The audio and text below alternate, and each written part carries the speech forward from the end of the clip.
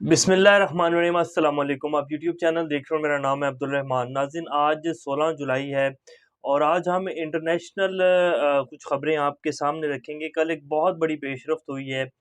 जो बाइडन ने जो है उन्होंने सऊदीया का विज़िट किया है। इसराइल पहले गए हुए थे, उसके बाद उन्होंने सऊदीया का एक रोज़ा विज़िट किया है। आज कुछ मुआहदे साइन हुए हैं, एक बहुत बड़ी पेशरफ़्त है जो हम आपके सामने रखेंगे। इससे पहले ट्रंप ने भी दौरा किया, फिर ओबामा ने भी दौरा किया, जितने भी सदूर आए हैं अमेरिका के उन्होंने सऊदीया का दौरा किया है। लेकिन कल जो उनको ट्रीट किया गया और जो उनको रिसीव किया गया है, आज से पहले कभी भी ऐसा नहीं हुआ। ये एक बहुत बड़ी तारीख है जो रकम हुई है कल सऊदीया में, और इससे वाज़िया हो गया है कि अब दुनिया में जो सुपर पावर है वो बदल रही है। अब ये एशिया की सदी है। चाइना, रूस और इससे पहले जो चाइना ने भी हमें तंबीह की, एशियाई ममालिक जो हैं वो अपने फ़ैसले खुद करें। ये जो इतनी बड़ी जायंट्स के दरमियान एक कोल्ड वॉर चल रही है, इसमें आप लोग सिर्फ़ अपना नुकसान करेंगे अमेरिका की कॉलोनी बनकर। तो उन्होंने किसको मुखातिब किया था, हमने अपने ब्लॉग में ज़िक्र भी किया था। आज इसके ऊपर तफ़सील से बात करेंगे और इसके साथ-साथ हम बताएँगे आपको कि पाकिस्तान में जो इलेक्शन कैंपेन चल रही है वो ख़त्म हो चुकी है। अब कल जो है वो 1 दिन बाकी रह गया है, तकरीबन 12 या 18 घंटे हैं जो बाकी रह गए हैं। कल पता चल जाएगा कि पाकिस्तान की अब सिमत किस तरफ होगी। बड़े अफ़सोस से कहना पड़ता है कि दुनिया में एक बड़ा रुख जो है तब्दील हो रहा है इस टाइम। सुपर पावर जो है वो तब्दील होने जा रही है। दुनिया एक अजीब तरीके से चल रही है और पाकिस्तान में अभी तक यही फ़ैसला नहीं हो पा रहा कि यहाँ हुकूमत किसकी बनेगी। इलेक्शन कमीशन जो है वो पिछले 70 साल से उसका किरदार ही वाज़िया नहीं हो पा रहा। इलेक्शन कमीशन अभी तक इलेक्शन ही जो है वो फ्री एंड फेयर नहीं करवा सका।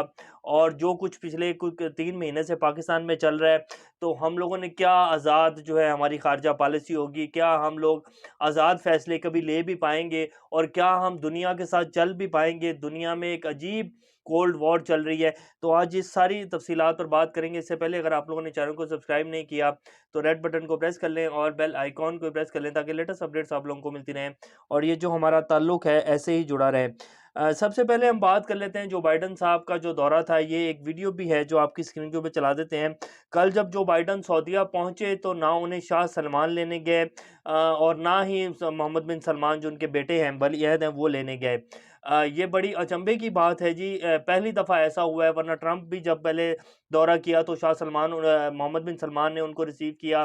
फिर इससे पहले बराक ओबामा जब थे तो शाह सलमान उनको लेने गए थे। तो ये पहली दफ़ा हुआ है कि बाइडन ने वहाँ का विज़िट किया है सऊदीया का और उनको एक नॉर्मल सा जो हुकूमती वज़ीर है वो लेने पहुँचा हुआ था। तो ये बिल्कुल साफ़ एंड क्रिस्टल क्लियर है कि अमेरिका को सऊदी अरब जिस तरह अमेरिका को ट्रीट कर रहा है और जिस तरह अमेरिका सऊदी अरब को ट्रीट कर रहा है, ख़ास तौर पे जब से बाइडन आए थे, उन्होंने कहा कि जमाल खशोगी का जो कत्ल हुआ है, उसके ज़िम्मेदार जो हैं वो सऊदी गवर्नमेंट है और मोहम्मद बिन सलमान का उन्होंने नाम लिया था। उसके बाद कशीदगियाँ काफ़ी बढ़ गई थी और फिर इन्होंने बट बाइडन एडमिनिस्ट्रेशन जब से आई है, सदर बाइडन ने आते ही पहला काम किया था जो कि अमेरिका ने अपना पेट्रोइड मिसाइल डिफेंस सिस्टम जो सऊदीया में नस्ब किया हुआ था, उसको उतरवा लिया था और वो अभी तक जो है वो बात और वो मौमा हल नहीं हो पाया। तो ये दूरियां जो थी उसका फिर कल रिजल्ट आया सामने कि ना तो शाह सलमान लेने गए और ना ही मोहम्मद बिन सलमान उन्हें लेने गए और एक सिंपल सा वजीर अपना भेज दिया है जो उन्हें लेने गया। बहरहाल 18 मुआहदे जो हैं तय पाए हैं, अभी तक ये तफ़सीलात सामने आई हैं और मुलाकात जारी है। इसी मुलाकात के दौरान जो है जो यूएई के सदर हैं उनकी भी मुलाकात हुई है बाइडन साहब से सऊदीया में ही। तो ये इस तरह का जो है दुनिया इस टाइम स्टेप्स ले रही है खुद को। अब बाइडन जो आए हैं सऊदीया, उन्होंने जो उनके मेन मुतालबात हैं उनमें 2 मुतालबे ये हैं कि एक तो इसराइल को तस्लीम करने के ऊपर वाज़िया को पेशरफ़्त करे सऊदी अरब और इसके साथ-साथ जो तेल की पैदावार है उसको बढ़ाए, क्योंकि रशिया के साथ जो मामलात चल रहे हैं अमेरिका के और यूरोप के, रशिया ने गैस सप्लाई जो है उसको बंद कर दिया है काफ़ी हद तक और फिर तेल भी जो है देना बंद कर दिया है। तेल तो ख़ैर अमेरिका ने पाबंदियाँ लगा दी कि जी अब रशिया से ना तो यूरोप तेल लेगा और ना ही अमेरिका लेगा। तो उसकी वजह से अमेरिका में काफ़ी किल्लत है, तेल की पैदावार जो है वो नहीं है इतनी। तो अब सऊदीया के मिन्नते तरले प्रोग्राम जो है वो किए जा रहे हैं कि जी आप तेल की पैदावार बढ़ाएँ और ये जो कीमतें बढ़ती जा रही हैं, इनको रोकें और ये जो एक पूरी दुनिया की एक मईशत में एक अजीब-सा हजान बरपा हुआ है, इसको कंट्रोल किया जाए। तो ये इस टाइम चल रहा है। फिर जब चाइना ने भी थोड़े दिन पहले चाइना के जो वज़ीर ख़ारिजा उन्होंने कहा कि ये इस टाइम पूरी दुनिया की जो बड़ी ताकतें हैं उनके दरमियान एक कोल्ड वार है और एक सुपर पावर की जंग चल रही है। तो हम तंबीह करेंगे जितनी भी एशियाई ममालिक हैं उनको कि वो इस कोल्ड वार का हिस्सा मत बने और वो अपने खुद मुख्तार फैसले लें, और जो मुल्क अमेरिका की कॉलोनी बनने जा रहे हैं उनको अपने फैसलों के ऊपर नज़रसानी करनी चाहिए और उनको इससे बचना चाहिए, क्योंकि अमेरिका ने आज तक किसी भी मुल्क के साथ कोई भलाई नहीं की, सवाए सिर्फ उनके जो इनके अपनी नस्ल के और अपनी चमड़ी के लोग हैं उनके अलावा। आज तक अमेरिका की तारीख रही है, अमेरिका ने किसी भी ख़ास तौर पे एशियाई ममालिक जो हैं उनमें से किसी के साथ भी जो है वो कोई मेहरबानी वाला जो है काम नहीं किया, हमेशा उनकी बर्बादी ही की है। तो ये चाइना की तंबीह थी, और फिर रूस भी कह चुका है कि जो कॉलोनीज़ हैं वो उनके साथ हम क्या बात करेंगे, वो तो अमेरिका की कॉलोनी है और वो अभी तक अपने जो मुल्क अमेरिका की कॉलोनी वो अपने खुद मुख्तार फैसले ही नहीं ले सकते। तो ये इस टाइम जो है इंटरनेशनल दुनिया में चल रहा है, इंटरनेशनल जो खबरें हैं वो इस तरह की आ रही हैं।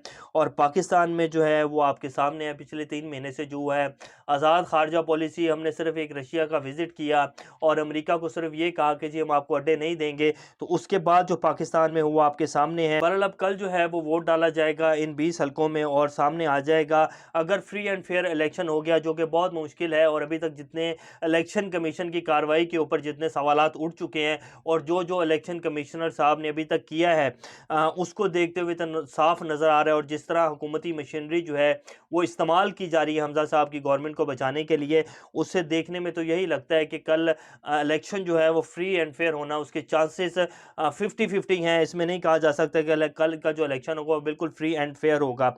अब उसको देखते हुए शेख रशीद साहब ने आज एक तंबीह की, उन्होंने कहा कि अगर आवाम को कल वोट डालने से रोका गया तो ऐसी आग लगेगी और ऐसा तूफान आएगा जिससे फिर कोई भी नहीं बच पाएगा। वही बात है जो हम पिछले तकरीबन 1.5-2 माह से करते आ रहे हैं कि अगर इस इलेक्शन को फ्री एंड फेयर ना होने दिया गया तो इस मुल्क को जो है फिर खाना जंगी से बचाना बहुत मुश्किल हो जाएगा, क्योंकि अवाम जिस तरह इमरान खान साहब के साथ खड़ी है और अवाम ने जिस तरह इन इम्पोर्टेड हुक्मरानों को रद्द किया और मानने से इनकार किया कि हमें किसी भी सूरत कबूल नहीं है। अगल कर इलेक्शन में हमजा शहबाज साहब की हुकूमत को बचाया जाता है, जो कि साफ धांधली के साथ ही बचाया जाएगा। इसके अलावा उनके बचने के चांसेस जो हैं वो सिर्फ 10% है। अगर कुछ ऐसा किया जाता है और आवाम को वोट डालने के हक से रोका जाता है और लड़ाइयाँ की जाती हैं इलेक्शन ऑफिसेज़ में, तो ये बहुत मुश्किल हो जाएगा कि फिर इस मुल्क को किसी भी ऐसी नागहानी सूरत-ए-हाल से बच सके। तो ये इस टाइम की सूरत-ए-हाल है। बहरहाल मरियम नवाज़ साहिबा जो हैं उन्हें कोविड-19 हो गया, उन्होंने कहा जी कि मैं अब करंटीना हो गई हूँ। उन्होंने अपना फेस जो है उसको सेव कर लिया है, क्योंकि उन्हें सूरत-ए-हाल जो है वो नज़र आ रही है कि अगर इलेक्शन जो है फ्री एंड फेयर हुआ और हम धांधली ना कर सके तो हमज़ा शहबाज साहब की जो गवर्नमेंट है उसके दिन गिने जा चुके हैं। अब आपको थोड़ी सी इलेक्शन कमीशन की भी फुर्तियाँ बता देते हैं। 40 लाख के करीब जो लोग हैं उनको फौज-शुदगान में जो है डाटा एंट्री ऑपरेटर जो है इलेक्शन कमीशन का उसने डाल दिया है। तो ये इस तरह की कार्रवाइयाँ जो हैं डाली जा रही हैं। जो वोटर लिस्टें बनाई गई हैं उसमें बहुत सारे ऐसे लोगों का नाम दाखिल कर दिया गया वोटिंग लिस्ट में जिनको 5-5 6-6 साल हो गए हैं इस जहाँ से गए हुए, वो फौत हो चुके हैं। उनके नाम भी जो है वोटर लिस्टों में डाल दिए गए हैं। अगर कोई वोटर जो सही है, हल्के का वोटर है, उसका वोट जो उठा के किसी दूसरे हल्के में डाल दिया गया है। तो इस तरह की कारस्तानियाँ जो हैं वो इस टाइम की जा रही हैं। बहरहाल कल पता चल जाएगा कि क्या होता है। आपको लेटेस्ट अपडेट के साथ आगाह करते रहेंगे अपना और इस चैनल का ख्याल रखिएगा। अल्लाह हाफ़िज़।